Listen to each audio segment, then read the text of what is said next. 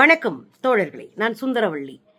இன்றைக்கு சட்டமன்ற தேர்தலுக்கான ஜனநாயக கடமை நம்ம ஆற்றியாச்சு. நான் என்னுடைய ஓட்டை போட்டேன், நீங்களும் போட்டிருப்பீங்க நம்புகிறேன். ஒரு ஓட்டு கூட மாற்றத்தை செய்யக்கூடியதாக இருக்கிறதுனால எல்லாரும் போட்டிருப்பீங்க நான் நம்புகிறேன். எப்போதும் இல்லாத அளவிற்கு பெரிய அளவில் வாக்கு சதவீதம் இந்த முறை இன்க்ரீஸ் ஆயிருக்கு.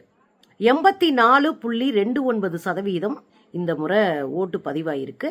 போன முறை 74%, அதாவது 10% ஓட்டு இந்த முறை கூடியிருக்கு அப்படின்னு பார்க்குறோம். எதனால கூடிச்சு என்னன்றது 4ஆம் தேதி நல்லா டீட்டெயில்டாக தெரிஞ்சு போயிடணும்னு வைக்குங்களேன். ஆனால் நம்ம ஓட்டு போட்டோம், நல்லதா கெட்டதோ இவ்வளோ பேர் ஓட்டு போட்டது ஜனநாயகத்தை காப்பதற்கானது என்றே நம்புவோம். இதில் பல கூத்துக்கள் நடந்திருக்கு. அதில் முதல் கூத்து என்னன்னா, அதிமுகவினுடைய திண்டுக்கல் சீனிவாசன் அண்ணன் அவர் ஓட்டு போட போயிருக்கார். முன்னாள் அமைச்சர் வேற. ஓட்டு போட போனவர் என்ன பண்ணியிருக்கிறாருன்னா, ஓட்டுக்கு தனியாக அங்கிட்டு பட்டன் இருக்குல்ல, கொஞ்சம் நீள பட்டன், அதை அமுக்கிறது பதிலாக பக்கத்தில் இருக்கிற சோப்பு பட்டன் லைட் எரியும், அந்த பட்டனை போட்டு அமுக்குன்னு அமுக்கி கடைசியில் எங்கடா இருக்குன்னு ஊரெல்லாம் சேர்ந்து அந்த அண்ணனுக்கு அந்த பட்டனை காமிச்சு ஓட்டு போட்டு வந்திருக்காரு. இன்னைக்கு அதுதான் பரபரப்பாக பேசப்பட்ட விஷயமா இருக்கு. என்ன பண்ணுறது, அதிமுக ஓட்டு பட்டனவே தேடி போய் போடுற அளவுக்கு ஆயிப்போச்சு அப்படின்றது தான். பாருங்களேன், இதுக்கு இடையில திரிசா அவர்கள் ஓட்டு போட வந்திருக்கிறாங்க. திரிசா அவர்கள் ஓட்டு போட வந்த உடனே இங்க தமிழக வெற்றி கழகத்தினுடைய கோஷம் இருக்கு பாருங்க, விண்ணை பழந்திருக்கு. பயங்கரமா கோஷம் போட்டிருக்காங்க. வாழ்க வாழ்க வாழ்கவே, இளம் தலைவி வாழ்கவே. அப்பயே சொன்னோம், அக்கா தான் முதலமைச்சராக வரப்போறாங்கன்னு. அது கரெக்டா இருக்கு. கொடிப்படத்துல தான் நம்ம பார்த்துருக்கோம்ல. திரிசா அக்கா பயங்கரமா இறங்கின உடனே நம்ம ஆட்கள் எல்லாம் போட்ட கோஷம் இளம் தலைவி வாழ்கவே அப்படின்னு போட்டிருக்கிறாங்க. இதுதான் நமக்கு தெரியுமே. அக்கா தான் போய் மும்பையில் பாஜகவோடு பேச்சுவார்த்தை நடத்தியவர். இதை நம்ம சொன்னா ஒரு பயிலும் நம்பியிருக்க மாட்டான்னு கட்சிக்காரனே ஒத்துக்கிறான். பாருங்களேன்.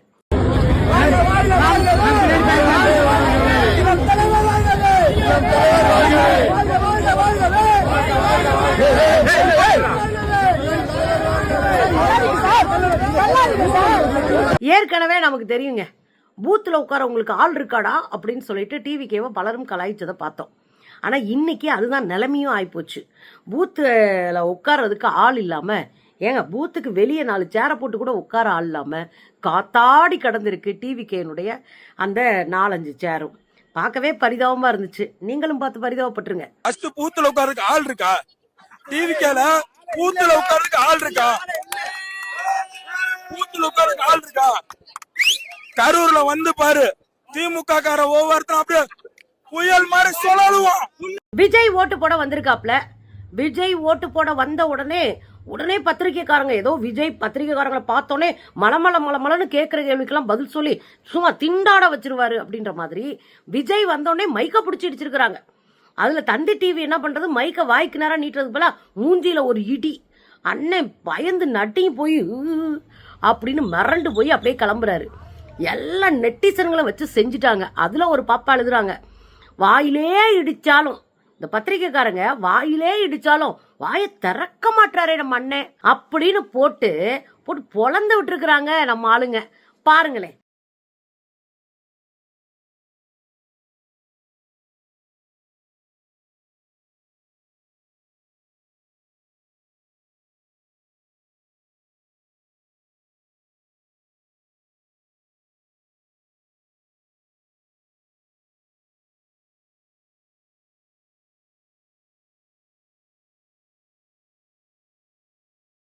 இதெல்லாம் நமக்கு தெரியாததா? விஜய் அண்ணன் என்னைக்கு பிரஸ் மீட் நடத்தியிருக்கிறாரு? ஏதாவது ஒரு பிரஸுக்கு வாயை திறந்து 2 வார்த்தை பேசியிருப்பாரா? நம்ம ஐயா 56 இன்ச் மோடி மாதிரி தானே விஜய் அண்ணாவும். ஒரே பேட்டர்ன்ல தானே அரசியல் பண்றாங்க. அதனால தானே பத்திரிகையாளர்களை பார்த்தா துண்டக்கான துணியக்கானு தெரிச்சு ஓடுறாங்க. யார் பத்திரிகையாளர்களை சந்திச்சாலும் மாட்டிக்கிட்டு முழிக்கிறாங்கல்ல தமிழக வெற்றி கழகத்துல. ஏன்னா அவங்களுக்கு அரசியலும் தெரியாது, சமகால நடப்பும் தெரியாது, எதிரிகளையும் அடையாளம் தெரியாது. எதிரிக்கிட்டே போய் காலில் விழுந்து பம்மிக்கிட்டு தங்களை அடையாளப்படுத்திக் கொள்ளுகிற ஒரு கும்பல். அவர்கிட்ட போய் நீங்க கேள்வி கேட்டு வாயில் அடிச்சா எல்லாம் விழுந்துருமா? அண்ணனே பயப்படுவாரு. ஏதோ பனையூர்ல இருந்து ஓட்டு போடுறதுக்காக வெளியே வந்தா மிரட்டி அனுப்புவீங்களா அப்படின்ற மாதிரி தான் இருந்துச்சு அந்த காட்சி பார்க்கறதுக்கு. இதுக்கு இடையில அஜித்குமார் ஓட்டு போட போயிருக்காருங்க. ஓட்டு போட போய் அப்பதான் எல்லாரும் அந்த ப்ரொசீடிங் ஆஃபீஸர், அங்கே இருக்கிற ஆஃபீஸர்ஸ் எல்லாரும் ஓட்டெல்லாம் செக் பண்ணிட்டு அதெல்லாம் ரெடி பண்ணி வைக்க மோதால போயிருக்காரு. அவங்க பூத்தில் அவர் தான் ஓட்டே. நல்ல லைட் சாண்டல் கலர்ல நல்ல ஒரு கோட்டு சட்டையை போட்டு ஜம்முன்னு வந்திருக்கிறாரு. வந்து போய் மோதாலா போட்டிருக்காரு. எனக்கு அதான் ஆச்சரியம். ஏங்க ப்ரொசீடிங் ஆஃபீஸர் உட்காந்து அப்பதாங்க இவிஎம் மெஷினவே ஆன் பண்ணி வச்சு உட்காந்து இருக்கிறாங்க. கரெக்டா இயங்குதா, நல்லா இருக்கா அப்படின்னு எல்லாத்தையும் செக் பண்ணிட்டு வைக்க மோதாலா போயிருக்காருங்க.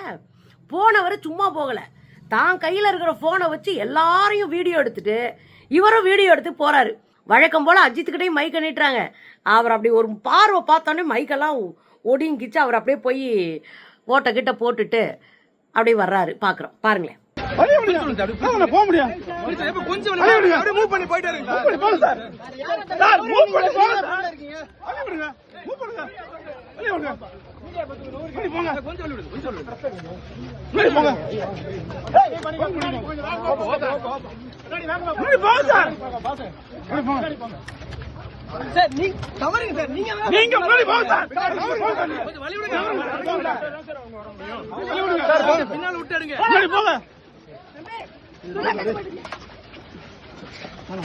கொஞ்சம் அப்படியே பாஸ்டா பின்னாடி போங்க சார். பார்த்து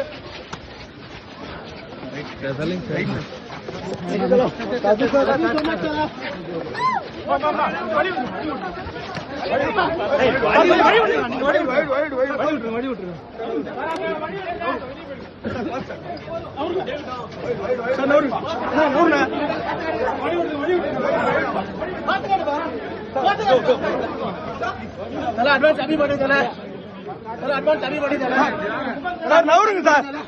சார் நவருங்க சார். அட்வான்ஸ் அடிபடி தல சார் நவருங்க.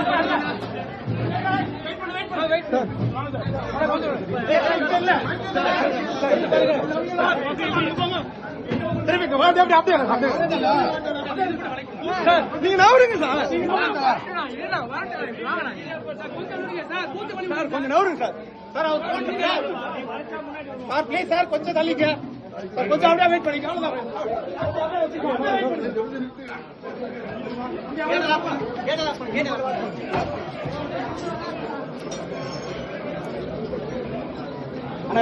எனக்கு என்ன தெரியுங்களா, ஒரு ஓட்டை மோதாலா போய் போடுறது இருக்குல்ல, நான் கட்டாயம் என் ஓட்டை பதிவு செய்வேன், அது என்னுடைய ஜனநாயக கடமை, இந்த காலகட்டத்தில் என்னுடைய ஓட்டு முக்கியமானது அப்படின்னு போய் போட்ட அத்தனை பேருமே எனக்கு மகிழ்ச்சிக்குரியவர்கள் தான். இதுக்கு இடையில வெஸ்ட் பெங்கால்லையும் ஓட்டு பயங்கரமா கூடியிருக்கு.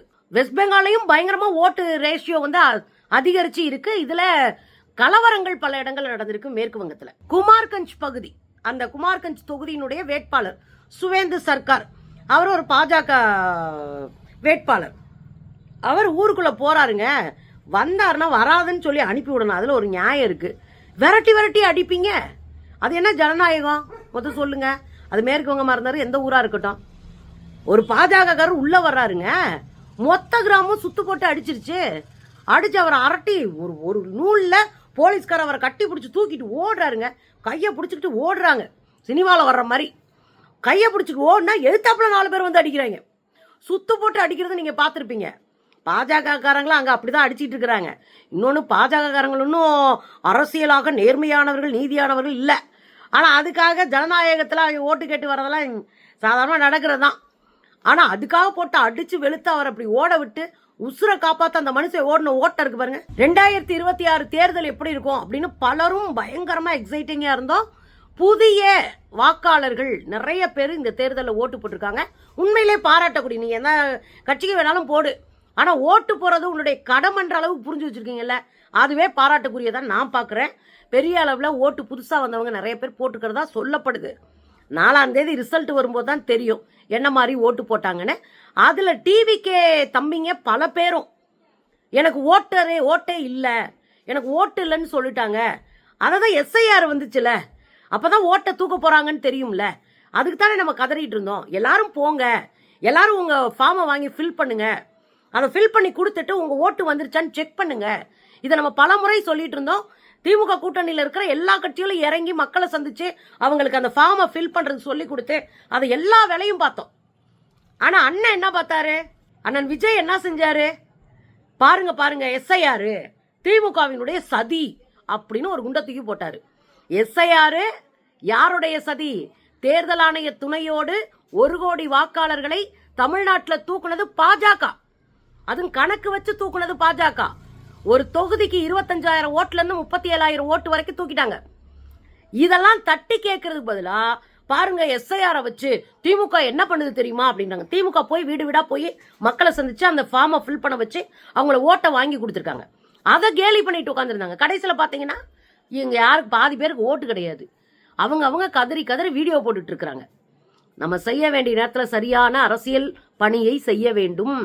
அதை விஜய் தடுத்ததுனால 10 ஓட்டு கம்மியாக தான் போயிடுச்சு. விஜய்க்கு பாவம் வருத்தமாக இருக்கு. குறைந்தபட்சம் நம்முடைய ஓட்டை இருக்கா இல்லையா அப்படின்றத முடிவு செஞ்சு வச்சுக்கணும். நாங்களாம் பல முறை அது இருக்கான்னு கேட்டுக்கிட்டே இருந்தோம். அது செய்யலைன்னா நம்ம ஜனநாயக கடமை ஆற்ற முடியாது. எது எப்படி இருந்தாலும் 4ஆம் தேதி என்ன நடக்குதுன்னு தெரிஞ்சு போயிருங்க. பார்க்கலாமே.